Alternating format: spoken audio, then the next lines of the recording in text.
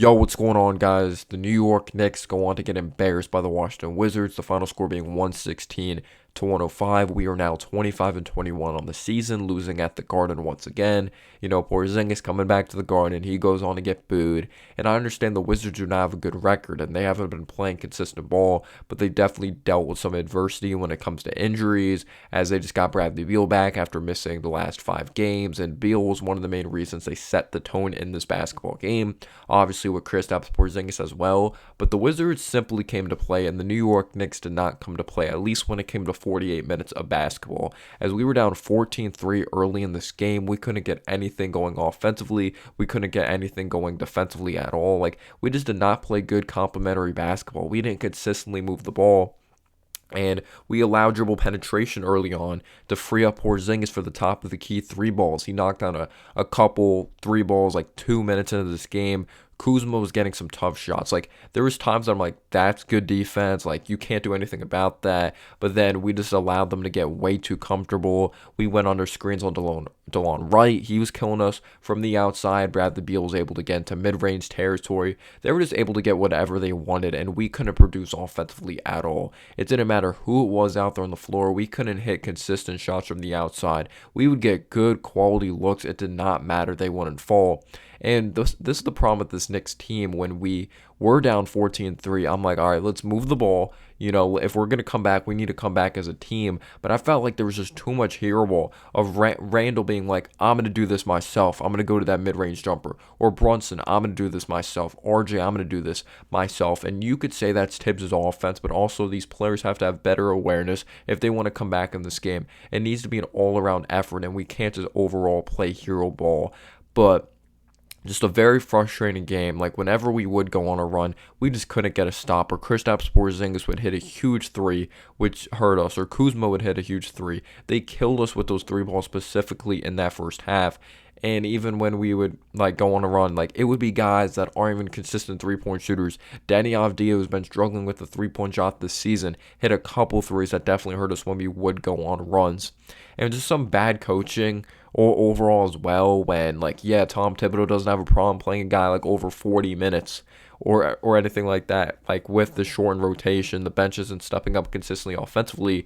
RJ, when he's getting some spark going for this offense in the first half, he goes on to take RJ Barrett out when he is getting into the flow of things. And I understand maybe he wants to really stick to his game plan of his paper and all that, his damn paper coaching. I'm going to put this guy in at this certain time. But he just simply has not learned throughout his career when to make adjustments within the flow of the game. And it is extremely frustrating. Mitchell Robinson went down with an injury in the second quarter. I believe it was his pinky or something to do with his hand. Because I was excited. I'm like, oh, Jericho Sims is getting minutes, but it was only because Mitch got hurt. And Sims had a couple nice moments. He had some nice rebounds. He had a nice block on Porzingis, but then he also had a time that Porzingis got him back with a block. But he had 5 fouls, and he didn't play that great, but he didn't play basketball.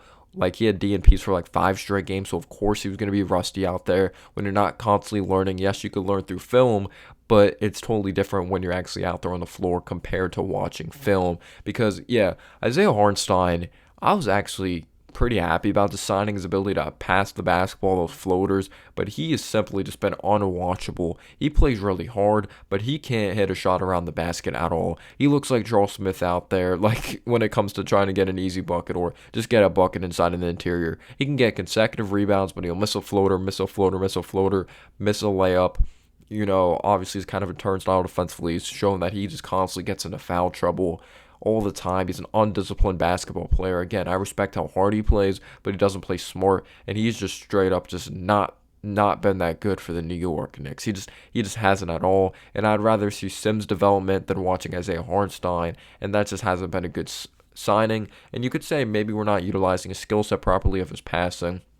And maybe that can be it. You need your president of basketball operations and coach to be on the same page to put these players in the best position to be successful. But the Wizards, yeah, they pretty much demolished us throughout this game. You got to give credit to the Washington Wizards. No one really had a crazy efficient game or some 30-point night. But that was the thing. Everyone on the Wizards contributed to helping them win that basketball game. Well, I thought there was too many times with the New York Knicks that were picking and choosing who should score the basketball or who should the offense be run through. Jalen Brunson who tried his best to get us in this game. I know we get us back in this game or go on a run.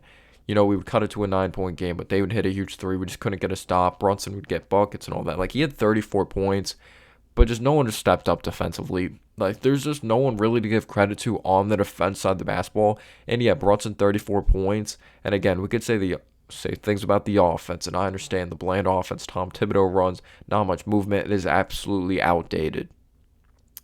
But Brunson needs to learn that you are a point guard. Like, yes, he may be known as a scoring guard. He's a decent passer of the basketball, but there's so many times that I'm like, you're just missing reads out there on the floor. I understand you want to put this team on your back, but you need to make the right reads. Jericho Sims was rolling to the basket, or Grimes is open from three. Sometimes he definitely does have selfish moments in basketball games. He scored at a very high level, but I didn't think he made the right reads. I didn't think he necessarily played the highest of IQ ball. Just we continue to get out-rebounded, or we allow these offensive rebounds in the fourth quarter. Like, we have a huge comeback in that fourth quarter.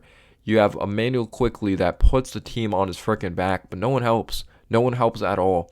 Emmanuel Quickley is able to cut it to like a 7 or 8 point game, and there's plenty of time. I believe there's like 6 or 7 minutes left, and I'm like, all right, RJ's in. He's probably going to help contribute here, and RJ just missed so many open threes. He airballed a three, just absolutely pricked a three. He missed a huge three in a big moment that could have just been a momentum-changing shot for the game. And pretty much when we weren't able to step up offensively, like Kispert even hit a huge three as well, which just hurt. And I'm like, that's what happens when you don't produce offensively, you don't produce defensively. And he didn't have the highest of IQ at all. Like, RJ drove down the lane in the fourth quarter when it was unnecessary. There was Porzingis in the paint, and then there was another player. He drove at 2 players, no pump fake or anything. Driving at a 7'3" player like that with no idea in mind definitely is going to hurt you. Randall played bad. I know Randall had those and ones at the end, but like, we had 2 fake comebacks. Like, yeah, we came back, cut it to 8, but there's like 58 seconds left. This game is pretty much cooked. This game is pretty much over. Everyone's going to look at the rebounds. Oh, we had a double-double and all that. But Randall was atrocious defensively. So was pretty much everyone else. He rebounded well, but that's it. There was times in this game we're going on a run. Takes a fadeaway jumper that's unnecessary. He commits a stupid foul on Kristaps Porzingis. He's slow to process in transition. When it looks like we're getting things going, he had Sims open on the break. He's leaking out, but he throws it way too late, and Sims isn't able to handle it. That was like a tough handle for Sims. Like, he just threw it inaccurately, and he was just bad from beyond the arc, from mid-range, missed free throws, played bad defense.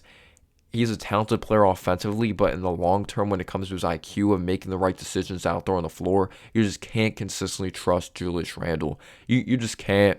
And outside of Quickley, can't trust anyone else consistently scoring the basketball off this bench. The Wizards just straight up were better. They moved the ball better. They knocked down their threes from the outside. They got into the teeth of the defense. They're better defensively. They are overall just a better basketball team.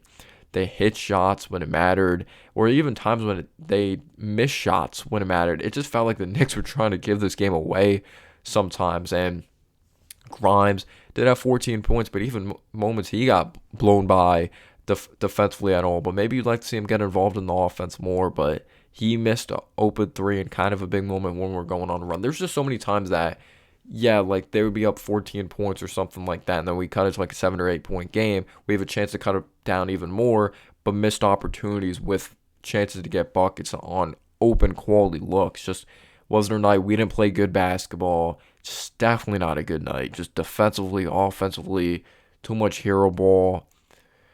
Just allowing offensive rebounds. Not a good night if you're a New York Knicks fan. Let me know down below your thoughts on this game. The Wizards were just in absolute control. Peace out, y'all.